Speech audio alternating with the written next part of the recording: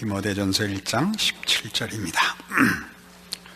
만세왕 곧 썩지 아니하고 보이지 아니하고 홀로 하나이신 하나님께 존귀와 영광이 세세토록 있어지이다. 아멘. 이 17절의 말씀은 12절에서부터 시작한 사도 바울의 자기 고백, 자기 간증의 결론입니다. 우리는 이 하나님께 영광을 돌린다거나 하나님의 영광을 찬송한다거나 하는 것이 아차 하면 우리가 가지는 믿음의 열심의 표가 되기 쉽습니다.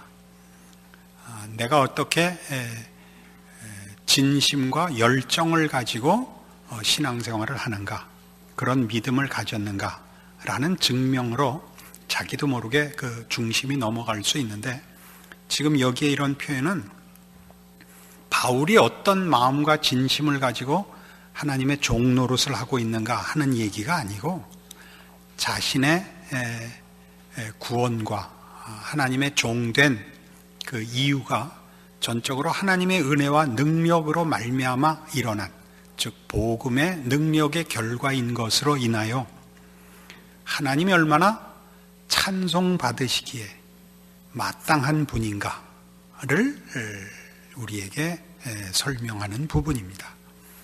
애매하죠, 그 차이가. 내가 가지는 종교적 진심과 열정을 증명하기 위하여 하나님께 찬양을 이라는 말을 하는 건지, 하나님이 누구신가를 설명하려고 자신의 항복과 만족을 표하고 있는 건지, 이런 차이입니다.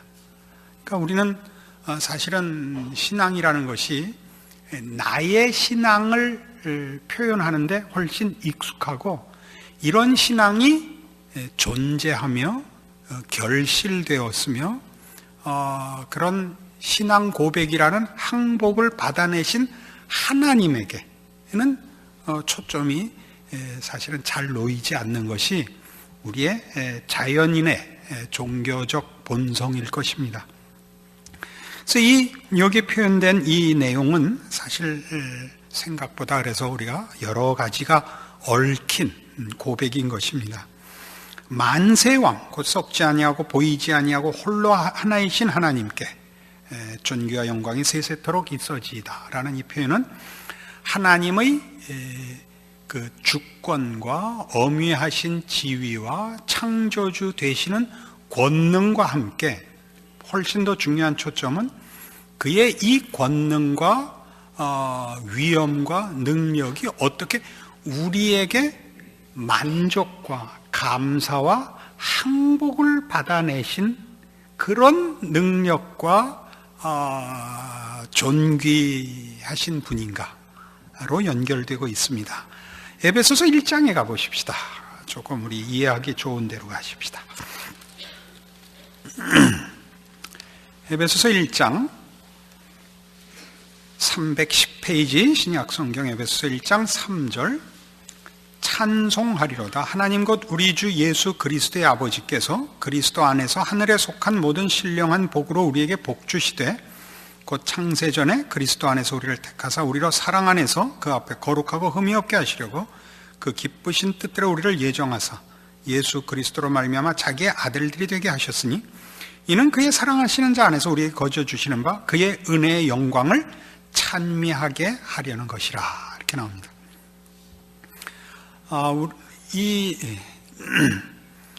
하나님께서 우리에게 베푸신 구원의 내용과 성격과 본질이 어떤 것이냐 하는 것이죠.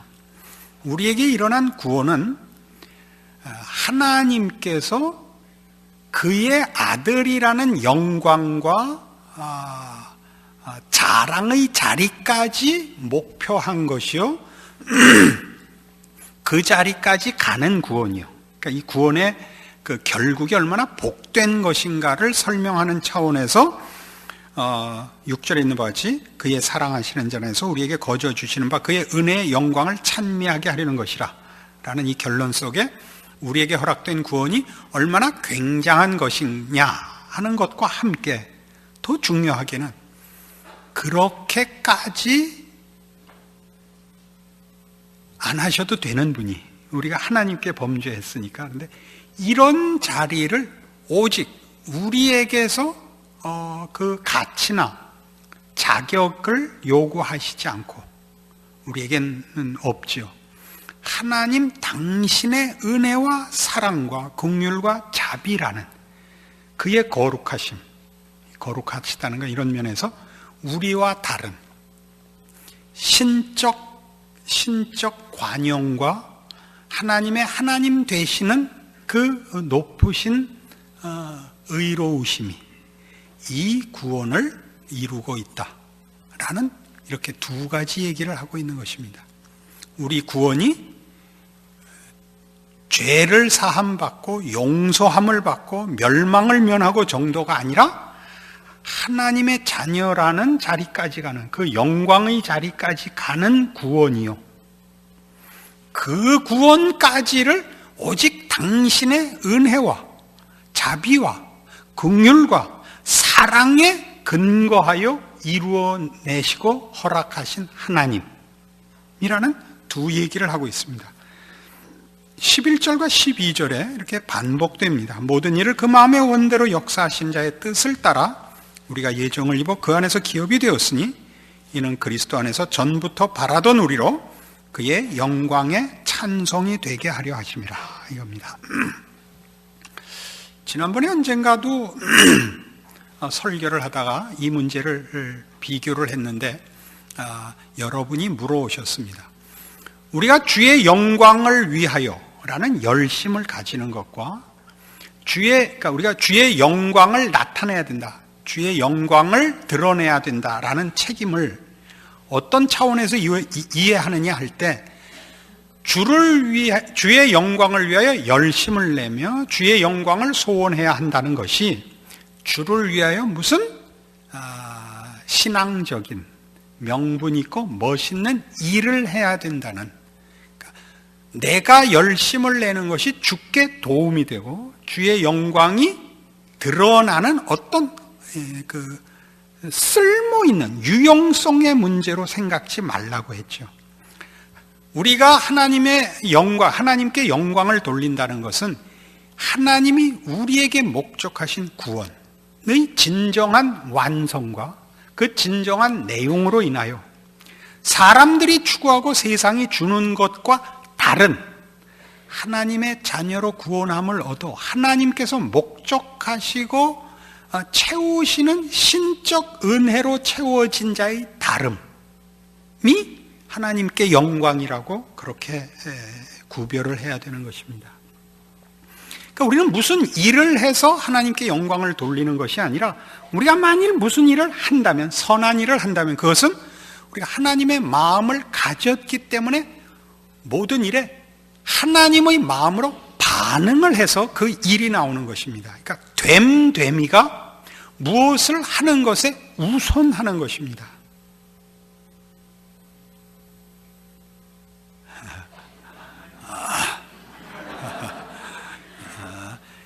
어려울까요? 우리는 쓸모있기를 너무 많이 바랍니다. 그건 아마 우리가 가지는 종교적 본성이 그 지성이면 감천인 이 무속신앙에 많이 젖어 있기 때문에 그럴 것입니다. 은혜를 입고 하나님의 영광이 드러나는 것이 됨됨이의 문제라는 것이 우리한테는 훨씬 어려울 수 있습니다. 아예 뭘 해라가 쉽습니다. 다른 교회와 우리 교회의 다른 점 중에 하나가 아마 이 면에 있을 겁니다. 이 됨됨이를 요구하는 것 때문에 저희 교회는 말하자면 일거리가 좀 적죠. 프로그램이 좀 적어서 그거 불만을 얘기하시는 분들이 있습니다. 그게 더 쉽거든요. 그럼 확인도 되고, 총동원 전도주일 이런 거 하고 나면 한 3개월은 가거든요. 보약 먹듯이. 그때 힘을 다해서 일가 친척, 옆집 다 불러서 뭐 한 20명 데리고 오면 한 사람당 한 달쯤 갈까요? 그건 너무 길지. 한 사람당 한 주일씩 치면 20주 정도는 그 다음에 놀아도 떳떳하다고요. 근데 그런 거 안 시키면 불안하지요. 아무것도 안 시키고 밤낮 훌륭한 설교만 들려주면 불안하지요. 이게 뭐 왜 이럴까? 언제 심판을 내리려고 그럴까? 우리가 가지는 본성적인 기독교 신앙과 다른 우리의 종교심들입니다. 성경은 그렇게 얘기하지 않습니다. 이게 참 어렵습니다. 그러니까 우리가 하는 일은 모든 인생의 여정 속에서 우리가 직면하는 사건이든 사람이든 환경이든 조건이든 거기에 대해서 우리가 하나님의 사람으로 어떻게 처신하는가로 일이 문제가 아니고 그 반응과 그 일이 우리의 됨됨이를 증거하고 있는 것입니다. 그래서 무엇을 하나 했다. 그래서 만족하고 그 다음에 한동안 쉬는 것은 그러니까 일을 하는 것이지 됨됨이의 문제가 아닙니다. 됨됨이의 문제는 오늘 뭐 예를 들면 오늘 여러분 많이 먹으면 한 일주일 굶으실 겁니까? 그렇게 안 되는 것과 마찬가지입니다. 매일매일 모든 일과 직면하는 문제에 대해서 여러분은 반응하고 결정하셔야 됩니다. 그 일들이 됨됨이에서부터 근거하고 판단을 내릴 수밖에 없고 그래서 부수적으로 사실은 어떤 실천이 나오는 것이죠. 그런 얘기를 하고 있는 것입니다. 우리는 이 문제를 원래 로마서 1장에서 확인했었습니다. 한번 다시 돌아가 보십시다.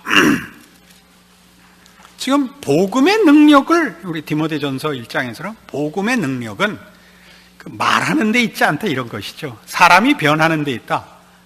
실제적으로 하나님의 사람으로 변하는 데 복음의 능력이 있지 이거다 저거다 말하고 정답 얘기하고 여기에 있지 않다. 그 얘기를 하는 것으로 출발을 해서 사도 바울이 자신을 12절 이하에 꺼내놓을 때 나도 이 회방꾼이고 이 죄인 중에 괴수인 나도 복음이 여기까지 변화시켰다 이렇게 나오고 그래서 오늘 17절 이하에 만세왕 곧 썩지 아니하고 보이지 아니하는 하나님께 영광과 찬송이 세세무궁토록 있어지이다 하는 고백으로 우리를 이끌고 있는 것입니다.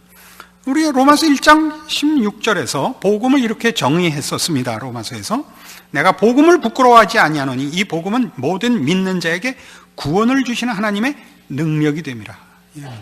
복음은 능력입니다. 어떤 능력? 구원을 이루는 능력. 구원은 여기 조금 전에 본 에베소서 1장 3절 이하 11절 12절 여기 본 바와 같이 어디까지?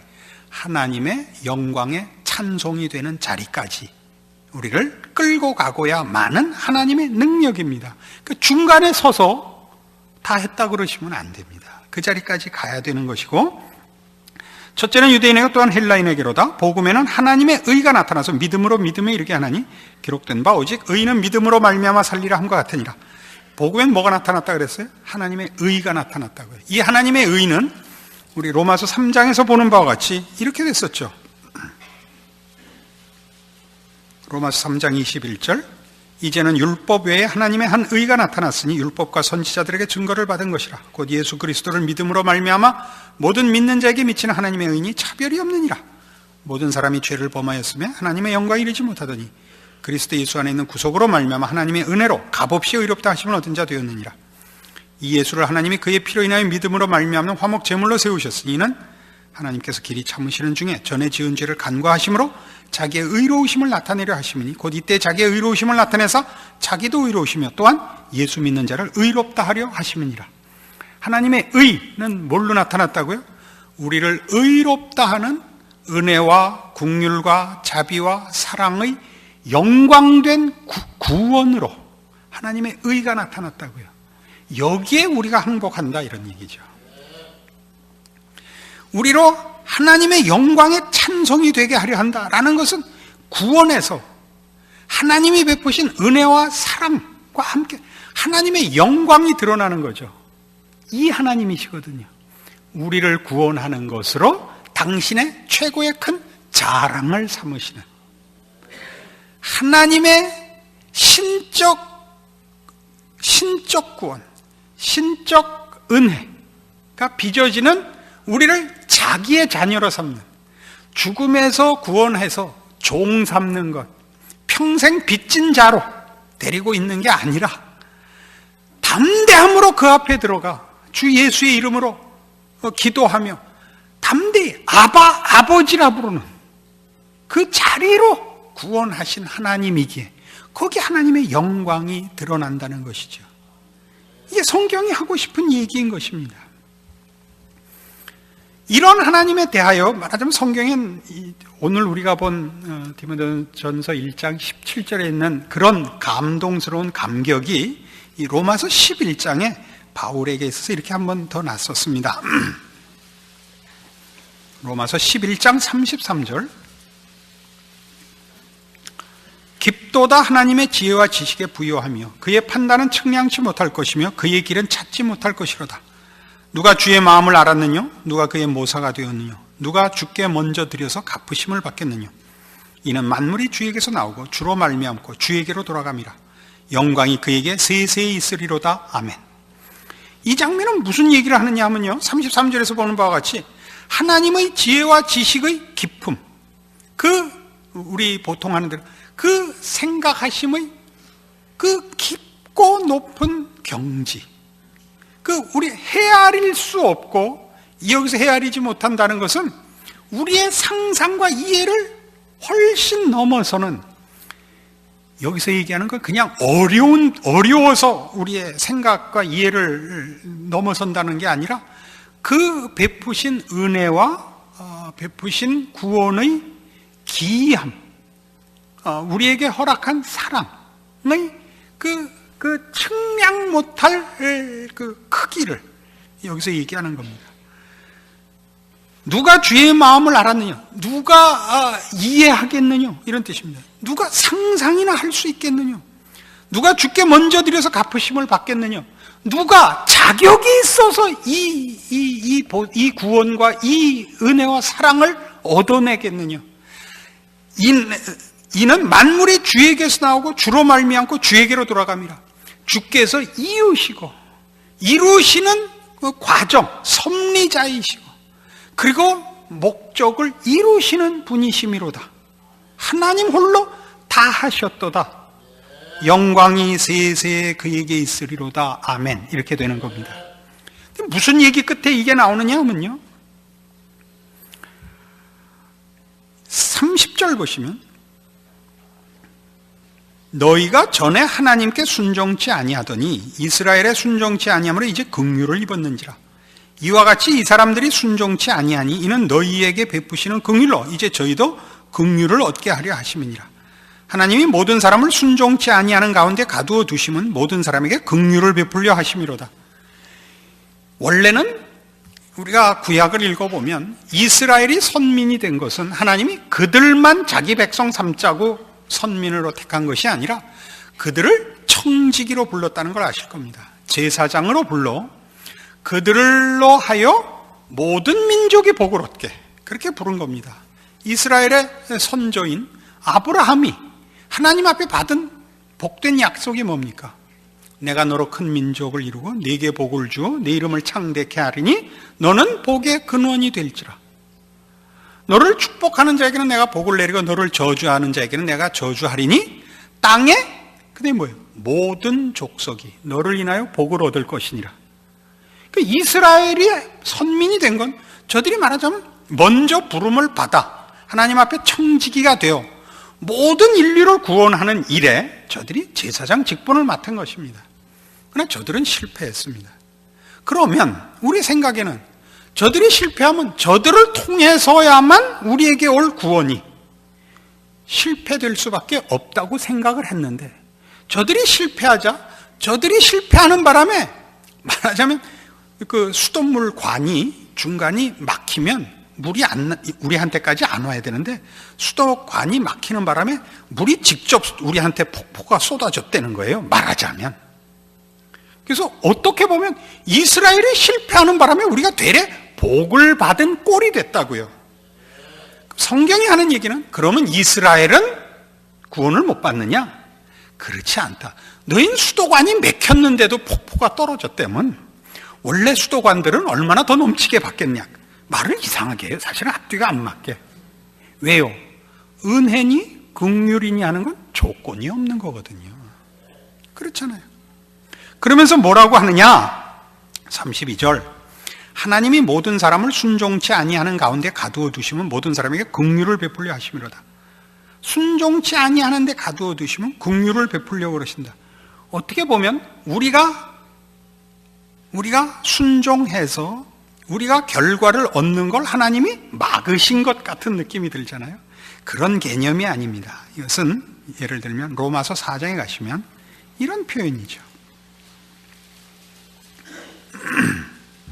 로마서 4장 13절. 아브라함이나 그 후손에게 세상의 후사가 되리라고 하신 언약은 율법으로 말미암은 것이 아니 오직 믿음의 의로 말미암은 것이니라.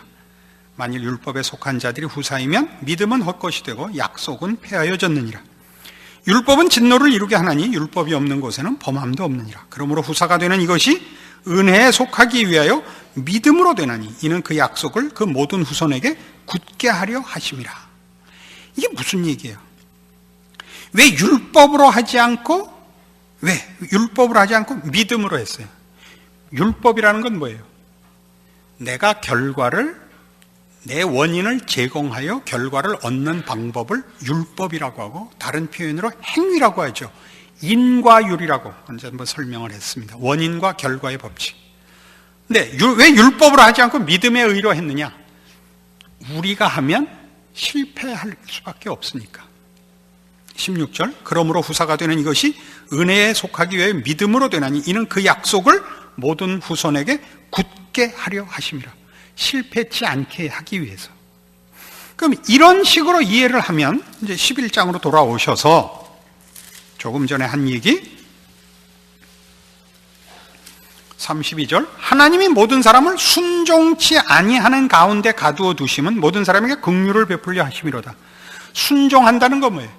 행위의 법칙.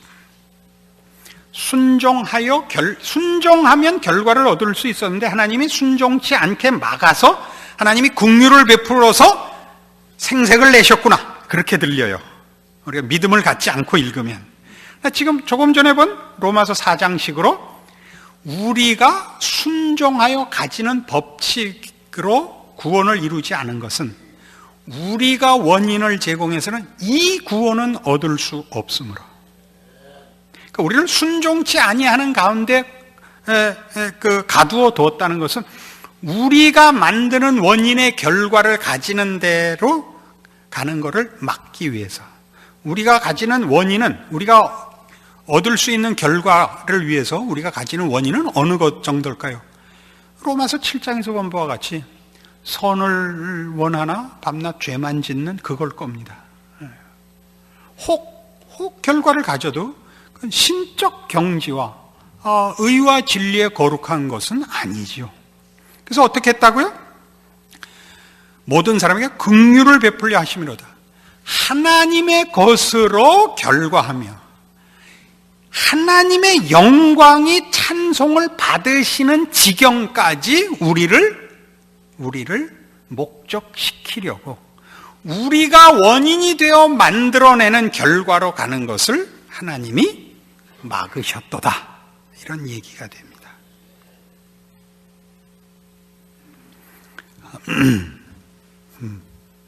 못 알아들으신다 이거죠. 좋다 이거.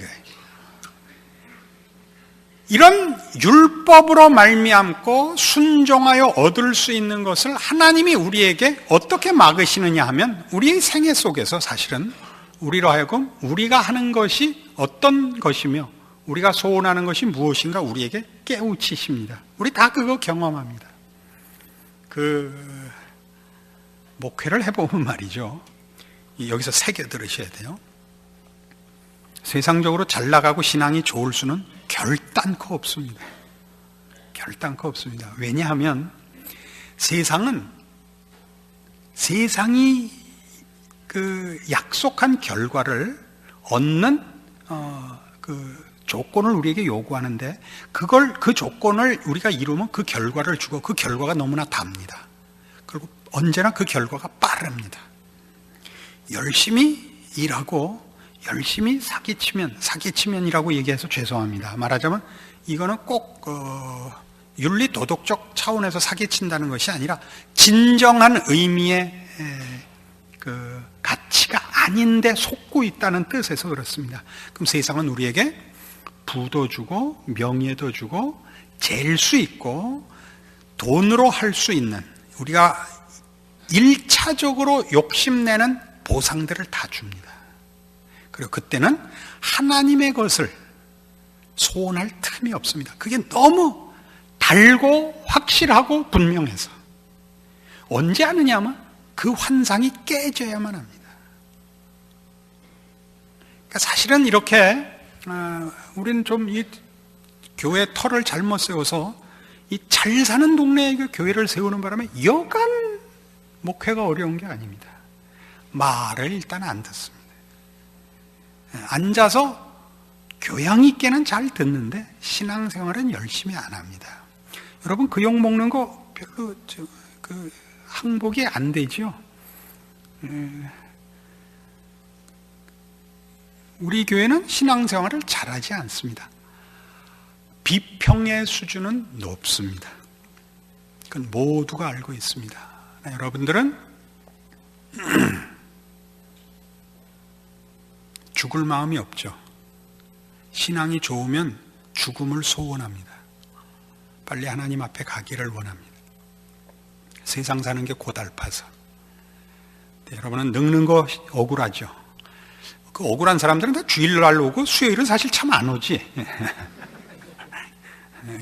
꼭 출석한 학생들 모아놓고 왜 이렇게 결석들 많이 해? 이런 꼴이 됐는데 하여튼 우린 이걸 경계로 삼아야 됩니다. 경계로 삼아야 됩니다. 여러분들이 신앙이 좋아진 것은 하나님이 여러분이 할 수 있는 것, 여러분이 소원했던 것의 결과를, 그 헛된 것을 죽기 전에 깨우쳐 주셔서, 그러니까 세상적으로 따지면 실패하셔서 쓴맛을 보셔서 비로소 긍휼을 구하며 은혜를 구하는 믿음의 자리에 오게 된 것입니다. 순종할 수 있다고 생각하는, 이건 지금 꼭 신앙적인 면만의 문제가 아닙니다.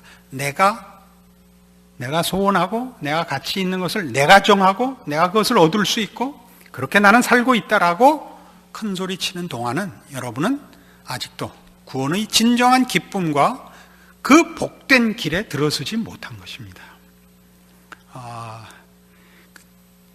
이런 문제로 우리 교회만의 문제입니다만은 꼭 그렇지만도 않죠. 전체 교회 문제이기도 한데 한국 교회는 한 조사에 의하면 100명 이하의 교회가 93%, 100명 이상의 교회가 7%랍니다. 우리나라 교회 전체가. 이해가 안 가죠. 그러니까 100명이 넘으면 1000명이 넘고 100명이 안 되면 1000명을 못 모으면 100명도 안 모이는 겁니다. 양극화되어 있죠. 그게 5년 전인가는 그게 70% 대 30%였는데 93% 대 7%로 됐어요. 2년 사이에. 그러니까 5년 전에 그랬다가 3년 전에. 숫자가 왔다 갔다 하는 거는 대강 알아서 들으세요. 왜 그렇게 됐다고 생각하세요? 숨는 거예요. 우리나라가 먹고 살만해져서 열심히 예수 안 믿어요. 옛날에 무조건 내세 신앙을 갖고 염세적으로 되고 이게 현실을 회피하는 것이 잘하는 신앙이라는 얘기는 아닙니다.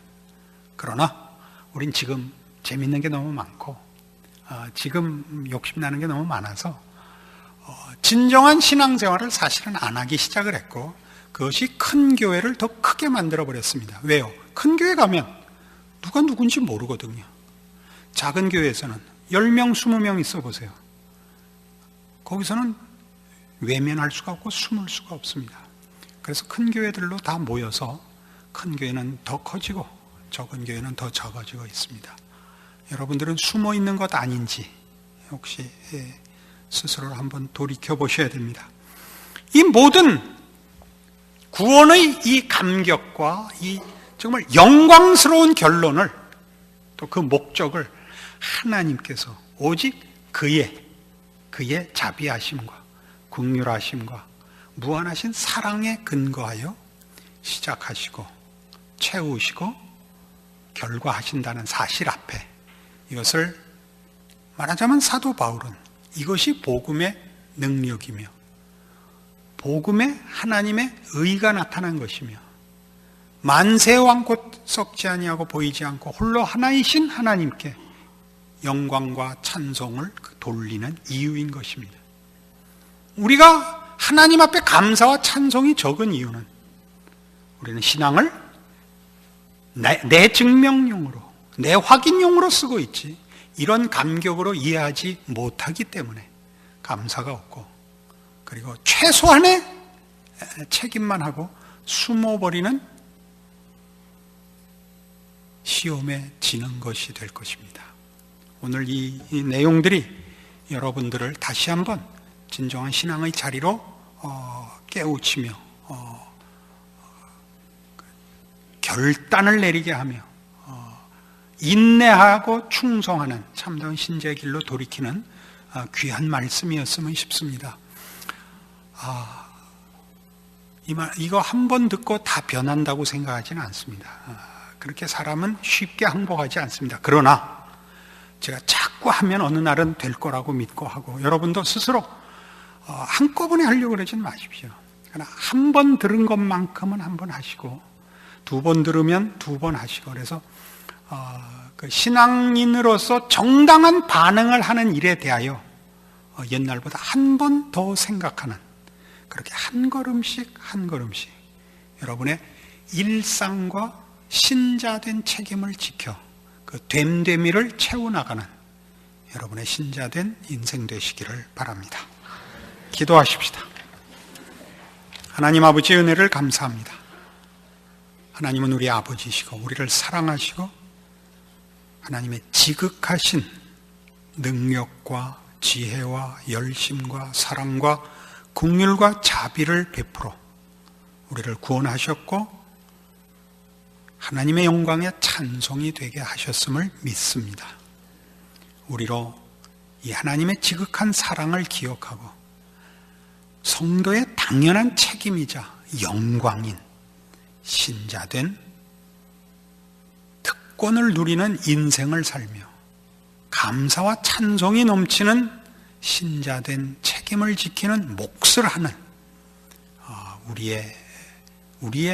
우리 된 증거와 열매가 있는 삶을 살아 기쁨과 자랑과 승리와 우리를 보는 이웃들 앞에 예수를 믿는다는 것이 가지는 힘과 그 증거를 보이는 그런 인생이 되도록 오늘 말씀으로 우리를 붙들어 메어 주시옵소서.